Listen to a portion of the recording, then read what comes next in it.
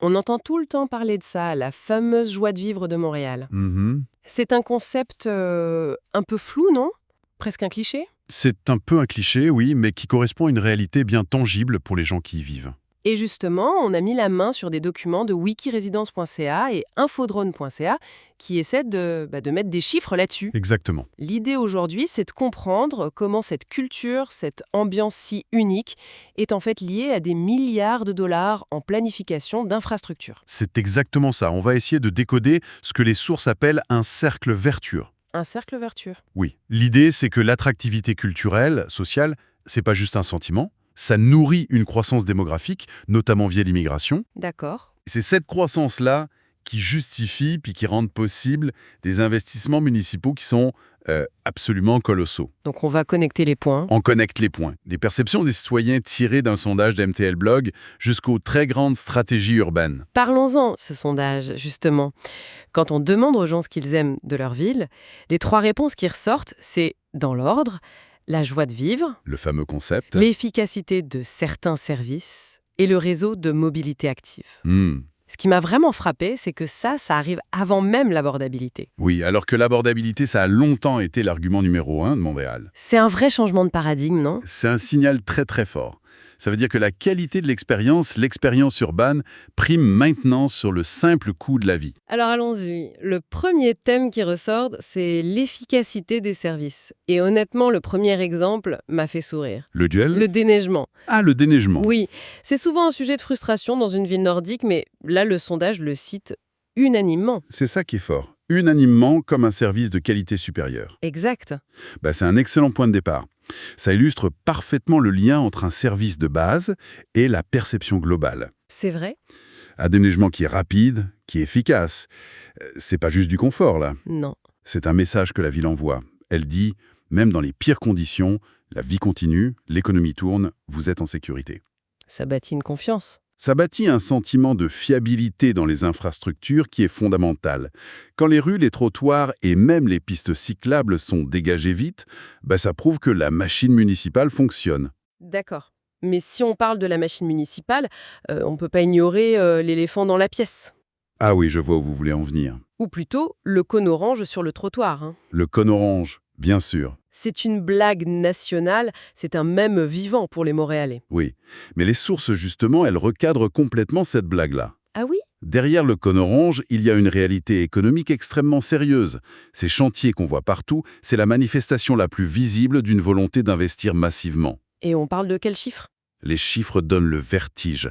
Le programme décennal d'immobilisation 2024-2023, on parle de près de 24 milliards de dollars. 24 milliards.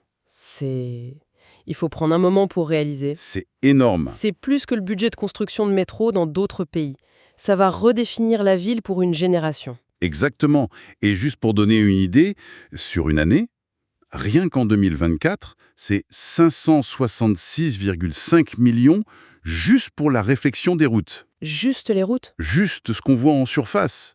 Parce qu'en dessous, on refait les réseaux d'eau, les égouts, des infrastructures qui ont parfois plus d'un siècle. C'est une opération à cœur ouvert pour la ville. Ce qui amène la question qui se tue. Ça vient bien de quelque part. Qui paye pour ça?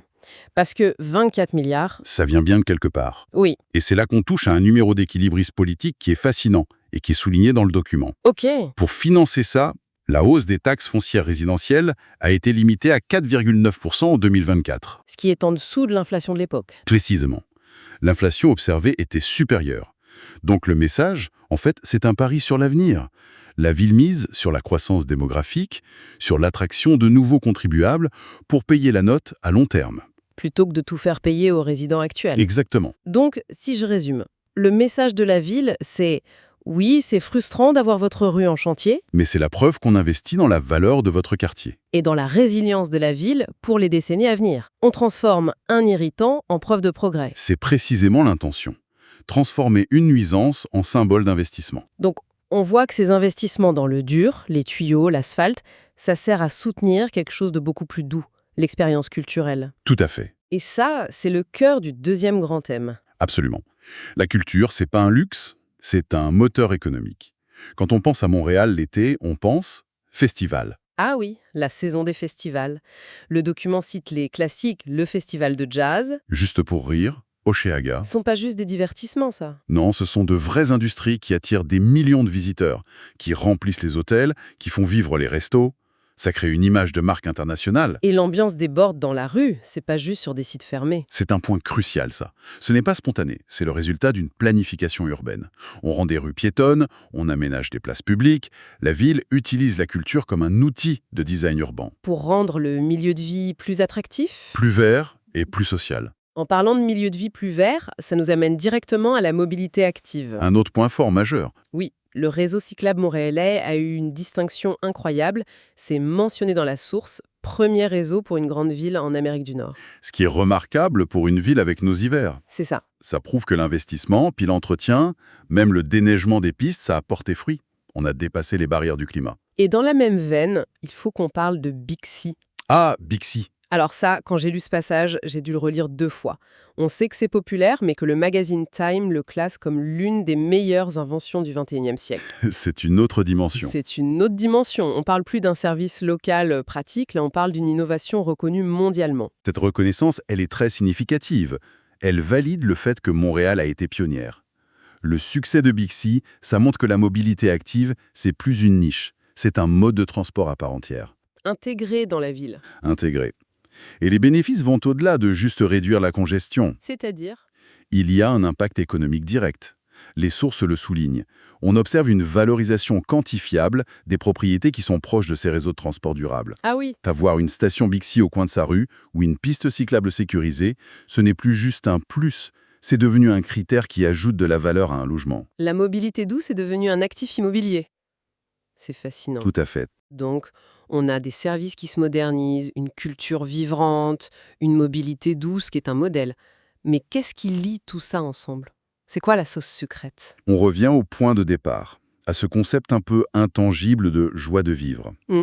Les sources le traduisent en termes socio-économiques. Elles parlent de capital social. Le capital social. C'est la force des liens dans la communauté, la confiance, la qualité de vie subjective. C'est la perception d'un meilleur équilibre au travail-vie personnelle. L'influence européenne qu'on cite souvent. Exact. Et ce capital social, c'est pas juste une bonne ambiance. Ça a des conséquences démographiques massives. C'est un aimant à talent. C'est un aimant à talent. Ça attire les gens et surtout, ça les retient. Les chiffres dans le document sont clairs. On parle d'un solde migratoire international pour le Québec d'environ 158 faux 600 personnes en 2024. Et c'est concentré à Montréal. En grande partie, oui. L'attractivité culturelle se traduit directement en croissance démographique. C'est incroyable de voir comment ce grand concept se manifeste dans les plus petites choses du quotidien. Ah oui. Le sondage, il parle pas de théorie sociologique, il parle Saveur locale, de bouffe. de bouffe, On cite le smoked meat, les bagels, en nommant Saint-Viateur et Fairmount. bien sûr, et les marchés publics, Jean Talon, Atwater. Mais il y a un autre élément, encore plus modeste, qui a reçu un éloge particulier. Le dépanneur ? Le dépanneur. Le DEP. C'est tellement vrai. On a tous une histoire avec notre DEP, non ? C'est là qu'on va en pyjama chercher du lait, qu'on croise des voisins. Votre description est parfaite. L'analyse du document va exactement dans ce sens-là. Ça n'a l'air de rien, mais ça tisse une communauté. Ce ne sont pas de simples points de vente. Ce sont des lieux d'échange, des points d'ancrage. Ça soutient l'économie de proximité et surtout, ça crée un sentiment d'appartenance. C'est le test ultime du quartier, non ? Si on sent à l'aise d'aller au DEP à toute heure, c'est qu'on est un peu chez soi. C'est un facteur qui n'est pas négligeable dans le choix résidentiel. Et ça nous ramène encore une fois à la valeur immobilière. L'intangible et le tangible sont toujours liés. Alors, si on met tout ça bout à bout, l'image qui se dessine est assez claire. Oui. La joie de vivre, ce capital social, c'est un vrai moteur économique. Ça attire une population dynamique. Cette croissance démographique, à son tour, justifie et soutient financièrement des investissements massifs dans les infrastructures. Et ces infrastructures, qu'il s'agisse de routes rénovées ou de pistes cyclables, améliorent en retour la qualité de vie. La boucle est bouclée. La boucle est bouclée. C'est une excellente synthèse du cercle vertueux. Mais Il y a un mais. il y a un mais. Et le document conclut là-dessus. C'est le défi majeur qui découle directement de ce succès. C'est le revers de la médaille. Le paradoxe du succès. Précisément. Le succès même de Montréal, son attractivité, engendre une très forte demande pour le logement. Et la loi de l'offre et la demande ? Est implacable. Forte demande égale hausse des prix. L'enjeu principal pour l'avenir, c'est de maîtriser cette inflation des coûts du logement, pour que la ville reste accessible. Pas juste pour les nouveaux arrivants. Non. Aussi pour ceux qui sont là depuis longtemps et qui ont contribué à bâtir cette vitalité. Ce qui nous laisse avec une pensée finale, une question un peu vertigineuse, je trouve. Je vous écoute. Le document, il décrit un modèle de succès urbain qui est remarquable, la qualité de vie qui nourrit la croissance. Mais si ce modèle fonctionne si bien qu'il rend la ville de plus en plus chère, est-ce que son succès n'est pas intrinsèquement destiné à le dévorer de l'intérieur, en excluant progressivement ceux-là même qui ont bâti son identité et sa fameuse joie de vivre?